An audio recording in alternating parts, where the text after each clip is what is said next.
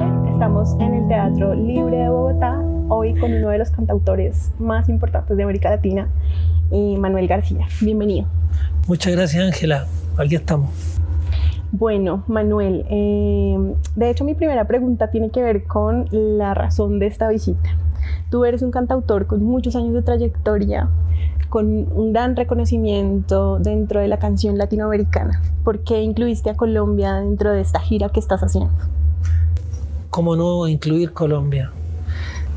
Una tierra que ha significado tanto para nosotros como latinoamericanos, en nuestro imaginario, a partir de su historia, sus raíces, su literatura, su gente.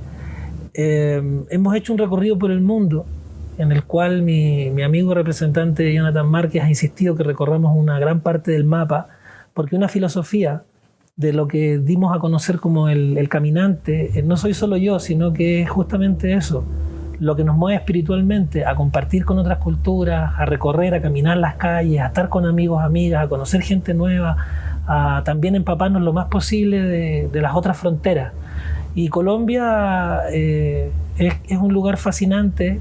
Yo creo que para cualquier artista del mundo, para cualquier alma sensible, cualquier alma que sea sensible, es importante siempre remitirse a esta tierra, por cuanto pensar en Gabriel García Márquez es pensar en una Colombia que también representa y sintetiza la historia de la humanidad y de Latinoamérica.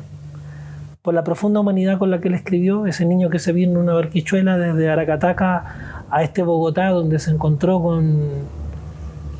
con un mundo que para él era como viajar a otro planeta, y que sin embargo aprendió a surcar, a vivir y a convivir con una realidad en la que no abandonó nunca sus raíces. Eso nos enseña y nos dice mucho de quiénes somos, porque finalmente lo que el Gabo está haciendo es citar también el poder, el valor de nuestras culturas ancestrales y la continuidad de aquellas culturas, de su sabiduría, de su magia, de su pensamiento mágico, a través del tiempo, hasta el día de hoy.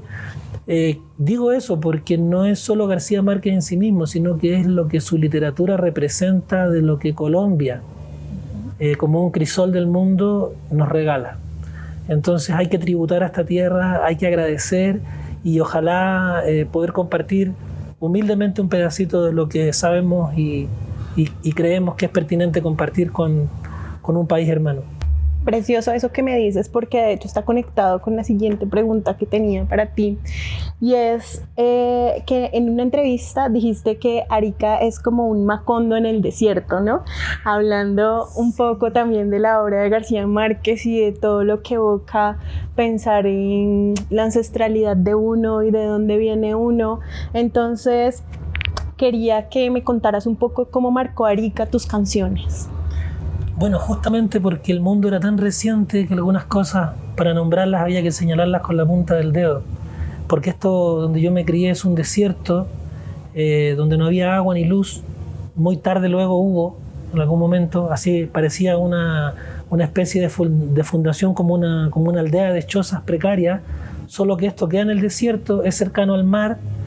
Hay valles interiores en Arica también por donde trasegaron durante muchos siglos las culturas ancestrales. Está Arica conectado con el altiplano, por tanto con Perú y con Bolivia, con los rituales, todo ese tipo de influencias luego en uno, ¿no? Desde encontrarse una momia chinchorro de 10.000 años de antigüedad antes de Cristo, hasta restos humanos o cosas, utillaje de la época de la Guerra del Pacífico, que eran las guerras que tiene que ver con la época de la independencia también y la formación de las fronteras en Latinoamérica, ¿no? Más allá de eso, esta pequeña aldea entonces comulga, comparte, es tripartita con Perú y Bolivia, que nos enriquecen mucho como cultura. Yo me siento también un poquito peruano y boliviano. Espero que no les moleste a esas culturas que uno se sienta un poquito de ahí también, puesto que nos criamos con esos rituales, comidas, haceres y saberes también. Y luego, porque aquellos años en esa Arica eran fundacionales para la gente que se había venido desde el sur de Chile buscando expectativas nuevas, y que finalmente esas expectativas fueron truncadas por la dictadura. Entonces, en tiempos de ese oscurantismo, en lugares que finalmente eran humildes a pesar de su magia, ¿no? Pero eran pobres, eran lugares con mucha precariedad, el mundo era muy reciente. No había realmente nada más que lo que teníamos en el entorno. No había un libro, luego se fundó un colegio, pero no había un libro, no había nada más que el acervo que traían los abuelos, las abuelas, los padres y las madres que se instalaron en esos espacios. Y lo que traían eran cuentos campesinos, historias de su imaginario cuando niños, la cualidad también espiritual de juntarse en torno a un fuego, porque ese fuego servía para cocinar, para iluminarse, para abrigarse en las noches del desierto. Y todo eso finalmente genera esta especie de fantasmagoría, ¿no? Entre la historia, entre la antigüedad de las momias, la misma historia de fronteras de guerras, un espacio que era también al mismo tiempo como habitar la luna.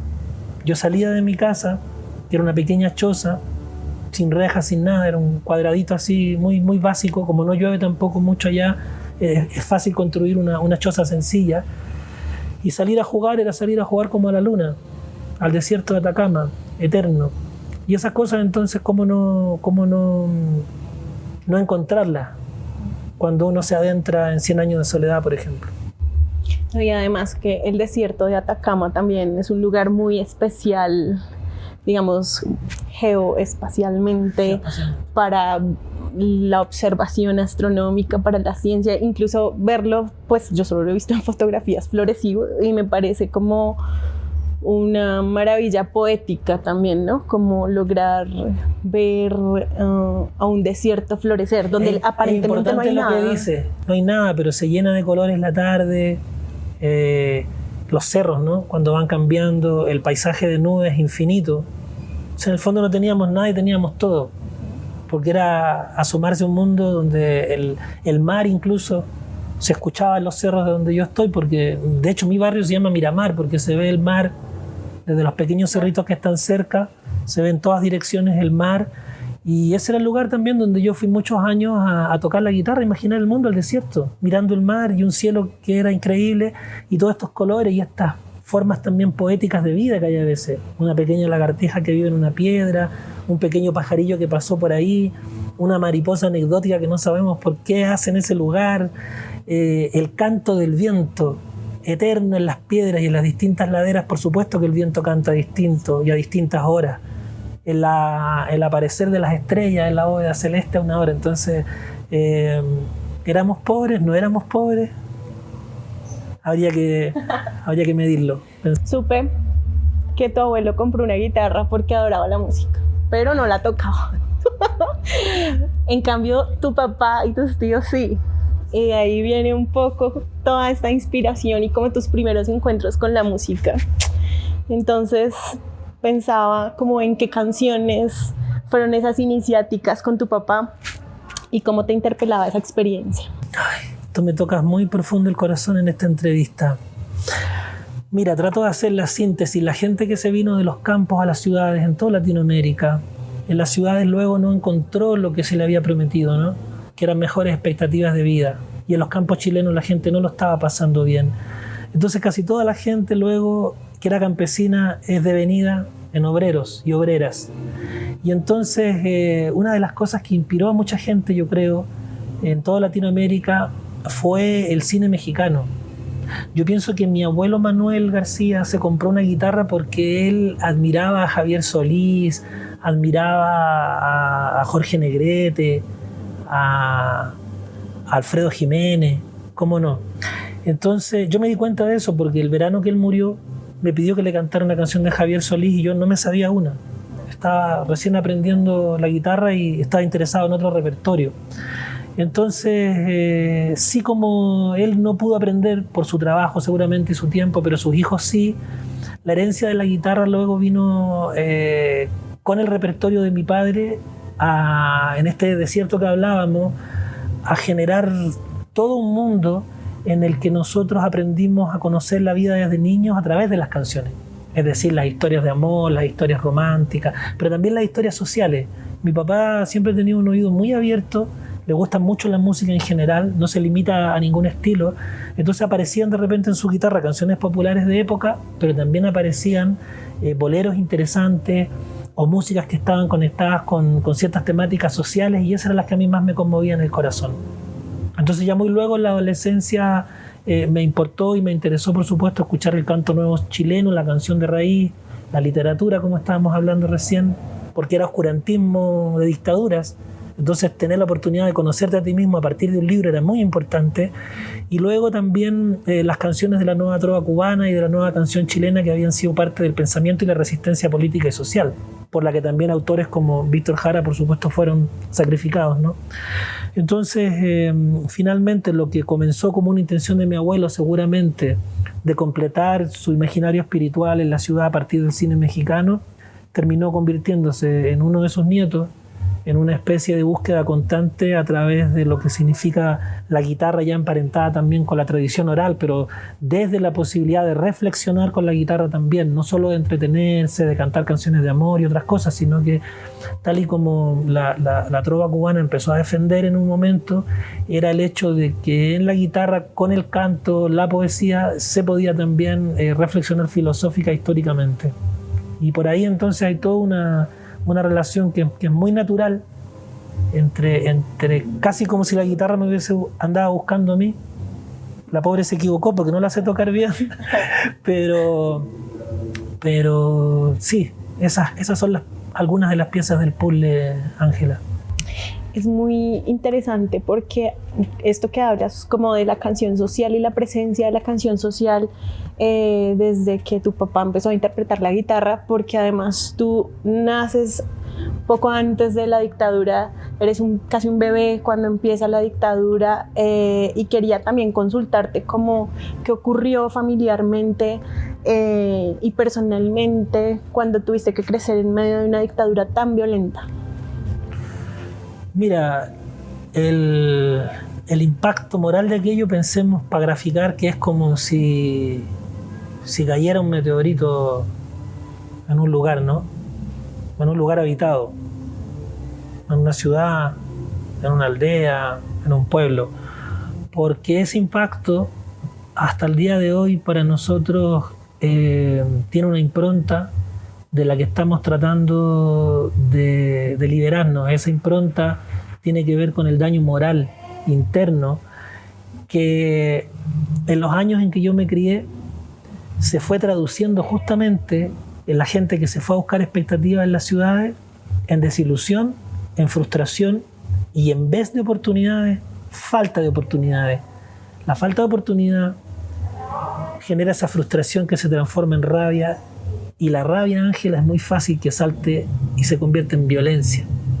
Entonces nosotros, cuando niños, vivimos un ambiente alterado que se debatía entre la nobleza, las costumbres, las comidas, las tradiciones de la gente que venía de los campos con un sentido de comunidad mucho más grande, que luego esta especie de rabia, violencia que comenzó a separar a la gente.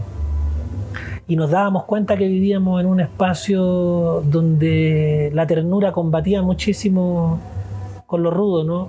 Con la crudeza de la carencia espiritual.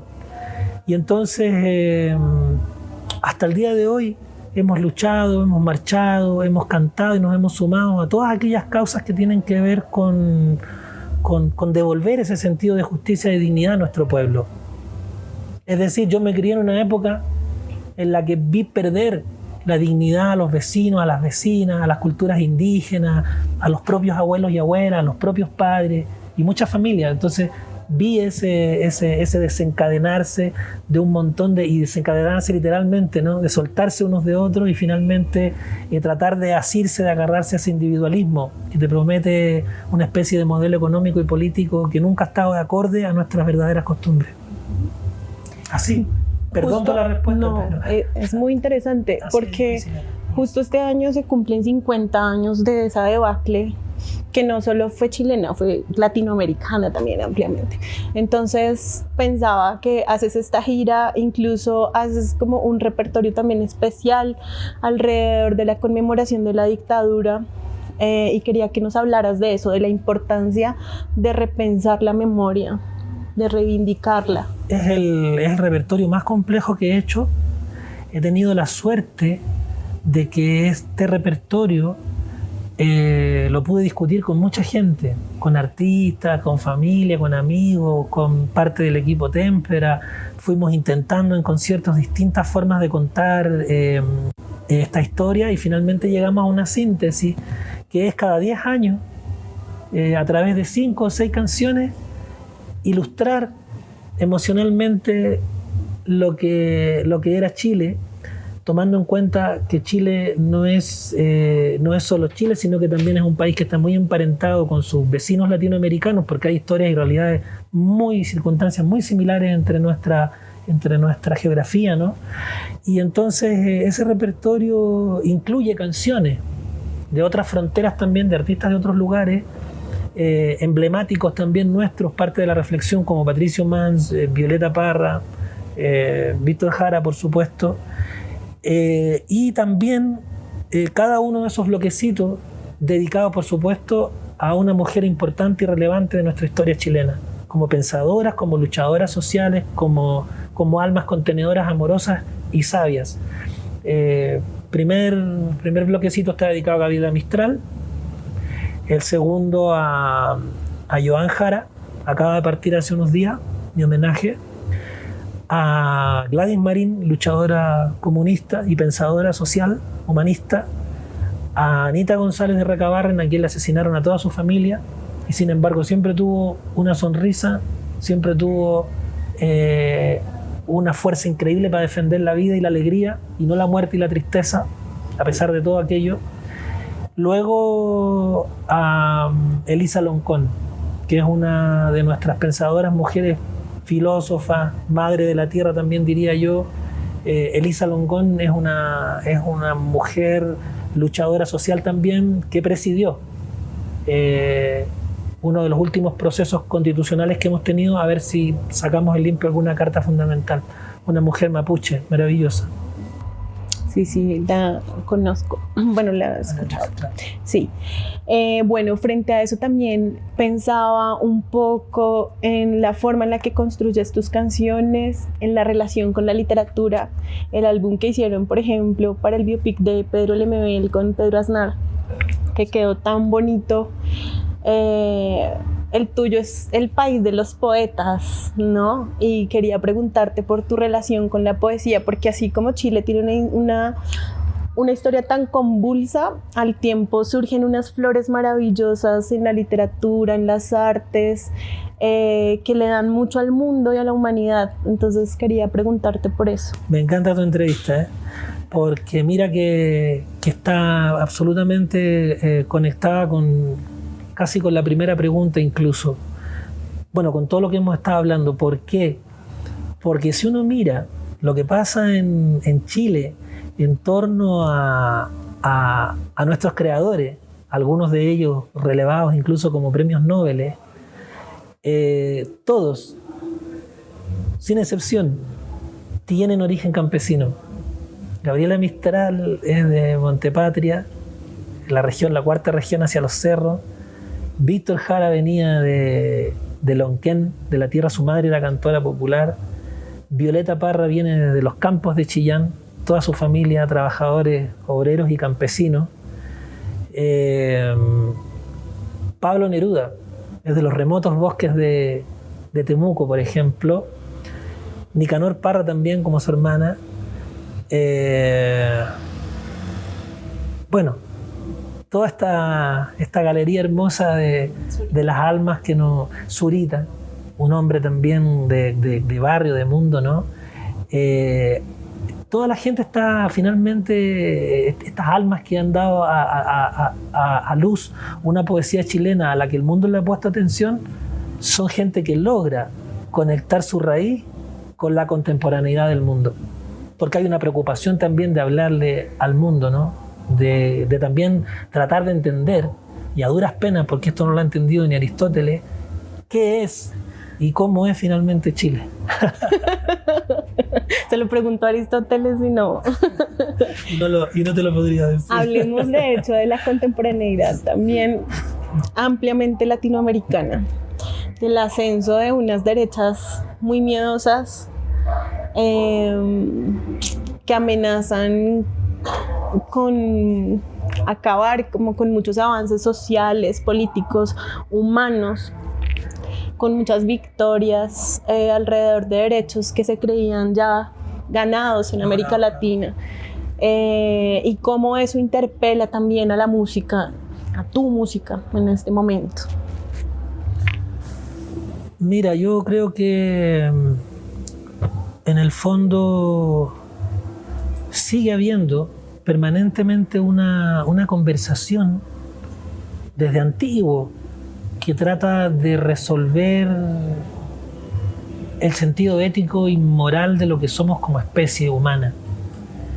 Estamos viviendo unos tiempos de tensión muy grandes en los que nos parecía insospechado que en el siglo XXI, tal y como tú dices, con tantos derechos ganados, con tanta discusión de temas sobre la mesa, estamos viviendo una tensión que parece llevarnos a una especie de retroceso.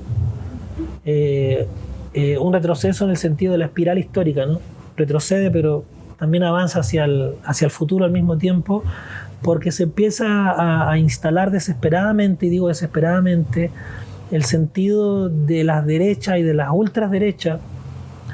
La gente tiene la valía, por supuesto, el derecho de pensar como quiera y de organizarse, pero el problema de las ultraderechas son el negacionismo de la historia, y justamente de la historia social, que tiene que ver con algo que pareciera inservible, que es la historia de nuestros abuelos y abuelas, cuando es realmente el espacio donde se funda el sentido del espíritu.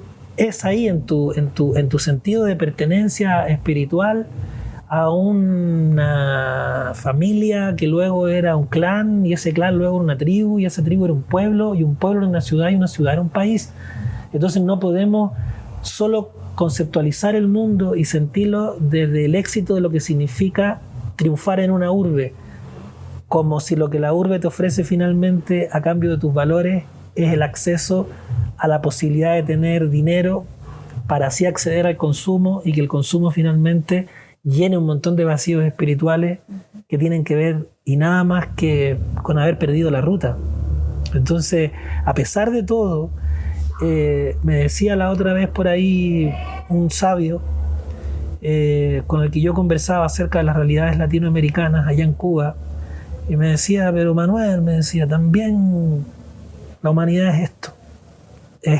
Es que también las cosas tampoco hay que verlas solo desde la perspectiva del mapa histórico, cultural y político, o de las crisis políticas y sociales que podamos vivir, sino que también de cómo el día a día en la conversación va tramando algo que puede ser muy amoroso, muy especial, muy profundo, y por qué no, aquello pueda tener la oportunidad histórica que se merece.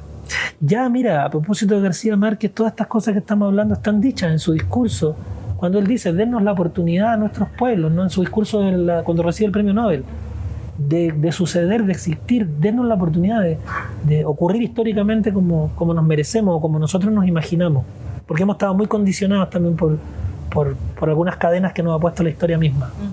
Por la colonia, por todos estos fenómenos que tienen que ver con el dominio, ¿no? El imperialismo, las colonias, el liderazgo de las posibilidades de las potencias económicas, el bombardeo absolutamente extremo con costumbres culturales que no son las verdaderas y no son las nuestras.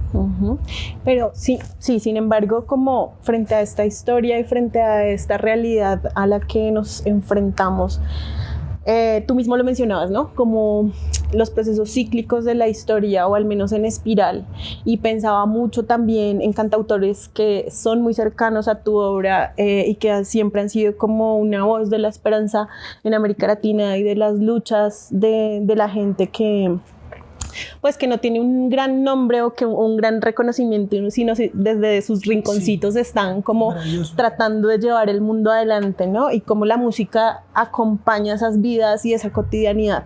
Entonces quería también como que habláramos un poco de esos cantautores que acompañan tu obra: Silvio Rodríguez, Víctor Jara, Joan Manuel Serrat. Sí, son artistas que nunca se plantearon desde el reconocimiento de los grandes escenarios o solo desde aquella articulación tan curiosa, ese concepto que tiene que ver con la fama. Más bien diría yo que se convirtieron en almas populares dentro de las voces de su pueblo, en cuanto todos estos autores se sienten parte de su pueblo. Cuando uno canta a Víctor Jara, uno siente que está cantando las canciones de un vecino que las entregó para que todos y todas las pudiéramos cantar. Cuando uno canta a Silvio Rodríguez, evoca siempre profundamente el sentido filosófico de la vida, del espacio, del tiempo, también de las raíces, pero del imaginario posible poético de un hombre que se proyecta, ¿no?, en el futuro a través de la belleza. Hay una cosa ahí incluso muy vinculada al poder de la ciencia ficción, del imaginario poético, de las posibilidades hermosas que tiene el ser humano. Cuando cantamos a Violeta Parra, indudablemente sentimos la tierra y la sentimos dentro y la sentimos vibrar con nosotros. Entonces, ese canto no es exclusivo, no es elitista, no es separatista, todo lo contrario. Ese canto necesita que alguien en un barrio, en una universidad, en una plaza, en una escalerita, humildemente por ahí, resuene. Porque también ese canto está hecho de pequeñas canciones, historias, momentos, de compartires, de saberes que tienen que ver con la comunidad. Siempre, no hay ninguno de esos cantos que no tenga de por sí el sentido íntimo, ¿no?, ese filamento que conecta y que prende su luz cuando se está y se comparte en comunidad. Bueno, Manuel, quería preguntarte sobre el lugar de la música en la movilización popular chilena. Fundamental porque no solo se demostró en la lucha popular que los cantos sociales no eran solo una cosa antojadiza de nostalgias así enfermizas, sino que había también una razón por la cual seguir defendiendo derechos que aún están como promesas que nosotros mismos como pueblo tenemos que cumplirnos. Estamos hablando de salud, de trabajo, de educación gratuita y de calidad, de las pensiones y de la calidad de vida de los adultos mayores y de los niños pequeños también, de su posibilidad, ¿no?, a soñar, a imaginar. Entonces el canto, por un lado, fue aquello de retomar ciertas canciones que parecía que eran como parte de la galería de las nostalgias y luego porque las mismas gentes han creado sus formas de decir, sus letreros, sus grafitis, sus afiches, sus pinturas callejeras y también sus himnos, sus canciones. Hubo mucha gente, no solo gente del mundo artístico, sino que en muchos barrios y poblaciones que tradujo en canciones lo que se estaba viviendo en Chile. Eso que se estaba viviendo en Chile, esa efervescencia del estallido, casi nos lleva a un hecho inédito mundial que tiene que ver con estuvimos a punto de haber logrado una carta magna fundamental, ¿no?, una constitución realmente acuñada por el pueblo, defendida y acuñada por el pueblo. Ese proceso fracasó debido a lo que hablábamos hace un ratito atrás, demasiada información errática, malintencionada también, muchas mentiras se empezaron a contar, mucha gente se asustó y finalmente, claro, a pesar de que las marchas en las calles eran de millones de personas, no eran todos los millones que finalmente son el millón votante.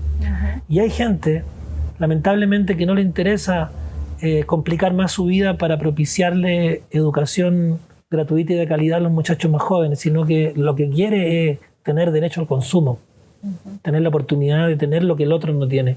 Y también eso a veces moviliza a la gente.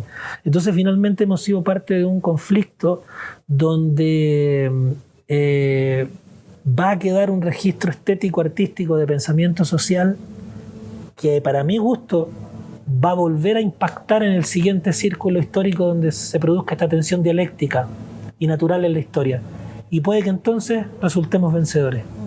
Yo pensaba también muchísimo en dos cosas. Bueno, la primera, en que hubo muchísima, dentro de la después del estallido chileno se da pues como el estallido social en Colombia, que es un poco inédito también en un país, son dos países en donde el neoliberalismo llevaba banderas muy fuertes en América Latina. Y era muy emotivo escuchar dentro de las movilizaciones muchos cantautores chilenos, ¿no? Como inspiración. Uno marchaba y sonaba Inti Illimani, sonaba Víctor Jara, bueno, sonaban un montón, Violeta Parra. Entonces siento que aunque ese estallido chileno también se da como al interior de un país con un montón de problemas después de la dictadura y como fracaso del neoliberalismo en América Latina, es también una inspiración y como una forma muy, muy colectiva de pensarnos como continente, que eso nos hermana también. Sí, siempre en ese sentido hay una dicotomía en la sensación emocional, ¿no? Porque cuando uno ve a un pueblo levantado, uno se alegra. Por otro lado, sabe que es porque están sufriendo y porque hay también pérdidas humanas, hay también mucho dolor y sufrimiento cuando el pueblo tiene que salir a la calle a luchar por sus derechos. Sin embargo, por otro lado, es como, ¿y si no hacemos eso, cómo resolvemos? ¿Cómo nos expresamos? Y si bien es cierto, aparentemente se ha logrado acallar el sentido de los movimientos, hay una fisura que ya se instaló en el neoliberalismo. Hay una grieta que está ahí y que finalmente yo creo que va a ser aquello que va a terminar por socavar las bases de algo que no nos gusta, que no nos acomoda, con lo que no nos sentimos bien. O sea, no es solo una problemática de los países latinoamericanos, sino que también es una especie de naufragio humano a nivel de especie del planeta. Algo pasa con las formas institucionales que generamos como manera de dirigir y organizar nuestras vidas, que en este momento tenemos que volver a replantearnos, y para mí, por lo menos personalmente, la manera de replantearlo es escuchar la sabiduría de los pueblos indígenas, de nuestros pueblos originarios. Estaba resuelto ya la manera de convivir con la tierra, con el medio ambiente, entre pares, entre seres humanos, de conectar espiritualmente con lo que nos importa, ¿no? El canto, lo ritual, el sentido del ritual, de juntarse en familia, de hacer cosas que tienen que ver con que finalmente lo que nosotros sentimos y pensamos se puede traducir en un carnaval donde tanto las alegrías como las angustias y las vicisitudes de la vida se transforman en alegría, en fiesta, en contenido, en el encuentro. El desencuentro hemos logrado los latinoamericanos transformarlo en encuentro. ¿Cómo? A través de los rituales. Es lo que no podemos abandonar. Y si hay que convivir con formas contemporáneas de vivir, ya la gente no puede vivir sin un móvil, sin tal vez el concepto del banco, sin el concepto del carro, del auto que te lleva de un lugar a otro, cosas que son contemporáneas y que están instaladas en la cultura. Bueno, vamos a tener que aprender a hacer convivir todos esos elementos. Sí, claro, con lo colectivo. De hecho, a mí me alegró mucho el Premio Nacional de Poesía a Helicura Chihuahilaf, también pensando en un Chile que se está repensando todo desde también esa pertenencia a lo mapuche, que es tan importante. Mira, Helicura tiene una frase que es tan sencilla y yo mientras más la pienso y con más problemáticas sociales a veces me encuentro, llego a la misma frase. Nos dice, estamos en un momento ahí, entonces dice Helicura, no tenemos que olvidar nuestra hermosa morenidad. Le dijo a un grupo de personas que estábamos como escuchándola, haciéndole algunas preguntas. Cuando tú piensas en la hermosa morenidad, piensas que también ha habido finalmente una tensión y un conflicto racial de dominio de uno sobre otro, y cosas que a veces no se hablan y no se dicen están igual puestas ahí en la tensión histórica. Entonces la hermosa morenidad no tiene que ver con dejar tampoco la rubicidad fuera de nada, sino que estamos hablando de los complementarios necesarios, tal y como el pueblo mapuche elige, piensa y siente, ¿no? Me decía también Licura, me decía, nosotros como pueblo mapuche no podemos mirar las cosas desde el punto de vista occidental, de que si las cosas son mucha luz o mucha sombra, porque ambas cosas se relacionan y se necesitan, pero si entre ambas cosas elegimos la ternura. Claro, el poner de acuerdo en el fondo los contrastes, ¿no? Y eso, y Helicura es un hombre de 2, 3, 4 palabras que te pueden dejar pensando una vida entera. Manuel, y precisamente, y ya como para cerrar, pensaba en en el sentido de comunidad que uno encuentra muchas veces en tus canciones. Y pensaba también en qué le dirías a ese niño que estaba aprendiendo canciones con su papá allá en Arica, en una comunidad pequeña y que no se imaginaba tantas cosas. Pues sí, si lo tuvieras aquí, ¿qué le dirías? A ese chiquitito yo le diría que se abroche bien los cordones de los zapatos porque va a tener que caminar mucho, que deje que el viento peine su pelo, que no pasa nada con ser tampoco un niño moreno y humilde, que la vida va a llenar de magia y de amor su camino y que lo estoy esperando para darle un abrazo lindo, porque es un niño bonito que no se olvide nunca de que hay que jugar en la vida, hay que jugar y que hay que encontrarse con la magia de esas pequeñas cositas que a él le encantan, que por ahí hay muchas más y que hay que salir a buscarlas con valentía nomás. Muchísimas gracias, Manuel, y gracias, no sé si quisiera cerrar compartiéndonos algo. Por supuesto. Muchas gracias. Vamos a mandar una canción que habla justamente de mis paisajes, del amor y la vida.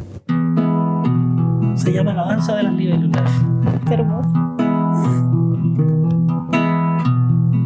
Ahora parece que yo debo mirar hacia el mar, descubrir la noche y su reflejo entre los botes. Mañana vas a encontrar una flor que te dejé contra el pecho, abrazarás su suave fuego y en una danza sutil libélulas del jardín cruzarán el cielo de tus sentimientos, es decir, belleza que quiero olvidar, me llama, me viene a buscar, me hace soñar,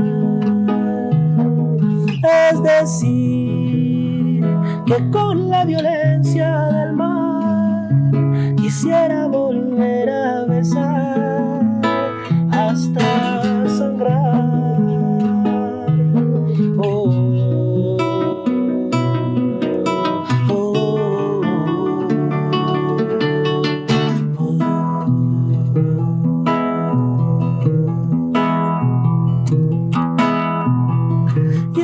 Hace años que yo vivo tan lejos del mar, siempre vuelvo al pueblo donde imaginé hace tiempo a mi damisela y su flor, con su sombrilla y mi amor. Damisela del jardín de las camelias, es decir, belleza que quiero olvidar, me llama, me viene a buscar, me hace soñar, es decir, que con la violencia del mar quisiera volver a besar hasta sangrar.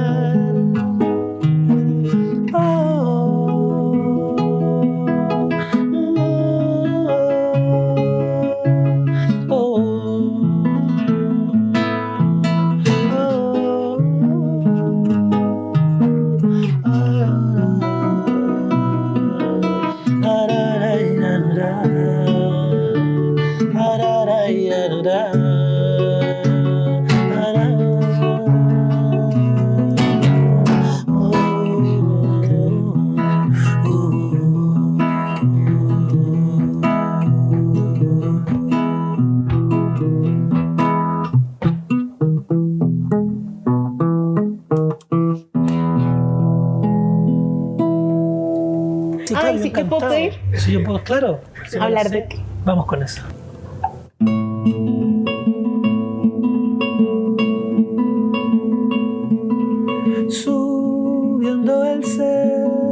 yo sea dueño de mi actitud y mi gesto.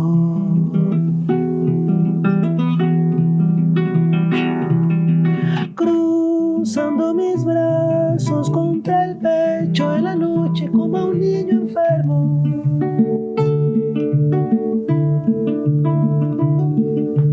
Despeinaba el viento tu salud y nos ladraba un perro. Y todos los barcos con su luz alumbraban tu pelo. Yo solo quiero que recuerdes eso, que fui un pasajero allá entre tus sueños, que fui un pasajero.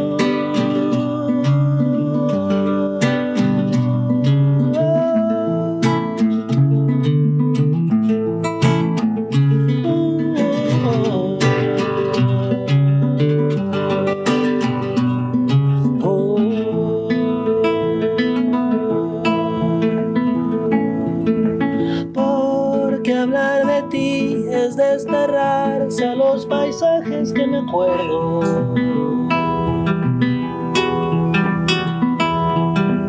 ¿Cómo intentar hallar la llave de tu voz en los dominios de un secreto? Me está dando pena esta canción que solo era un recuerdo. De todas maneras me gustó rondar el cementerio. Te hablo de eso, te hablo de aquello,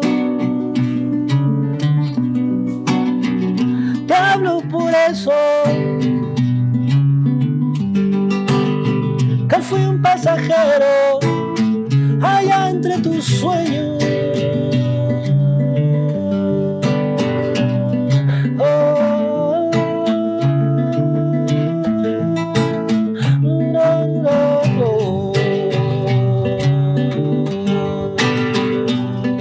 Oh,